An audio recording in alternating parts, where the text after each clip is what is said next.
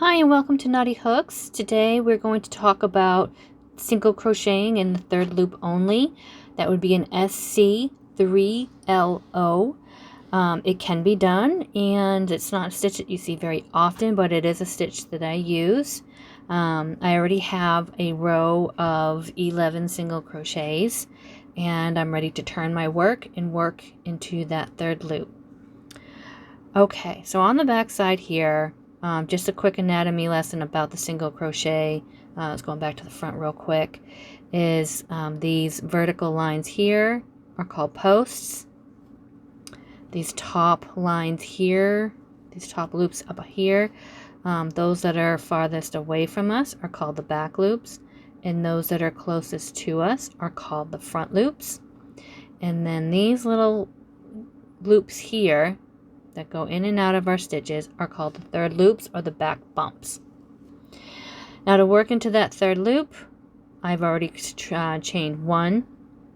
I don't need to yarn over because I'm doing a single crochet, and I'm going to just slip my hook underneath that loop, which is a lot easier to do when you're not looking at it through a camera.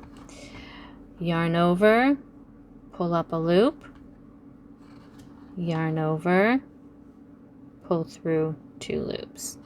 Let's do that again. Feel free too to use that hook that's on your hook to get up underneath there. Yarn over, pull through a loop, or pull up a loop, yarn over, and pull through two loops. Insert your hook under that bump. Yarn over, pull up a loop, yarn over, pull through both loops. And what's nice about this stitch is when you're working in the round, or even in rows, and you want that nice ribbing effect without a lot of height, say from a double crochet, or even that from a half double crochet sometimes,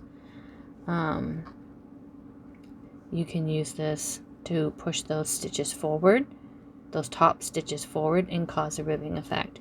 The other way that I use it in some of my patterns, and especially my hat patterns, is if I want the ribbing effect, but I don't want to have to do a whole separate round between a one stitch type to a ribbing stitch type, I'll go right into the back loop or the third loop here, instead of doing a base round to create a half double crochet, which is really the easier one to use.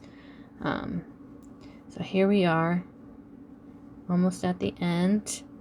I'm going to go ahead and just finish these up real quick, I hope. And I'll show you where to put that last stitch.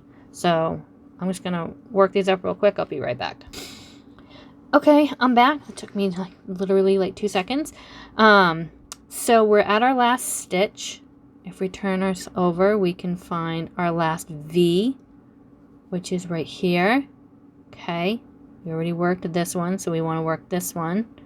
And if you saw my tutorial on the chain, you'll know that even these turning chains will have a back bump that we can use. So we're gonna I don't want that one too, I just want that back one. Just grab that back one, pull up your loop, yarn over, and pull through two loops. I'm just gonna chain real quick to lock this in place, and then we can turn our work and see what we've made. And there it is again. There's that nice ridge, that nice ribbing. I like to call it ribbing. I don't know really what else to call it. But yes, it just pushes the tops of these forward and causes that really pretty braid to appear on the top. Thank you for watching. That is the single crochet third loop only, or SC3LO.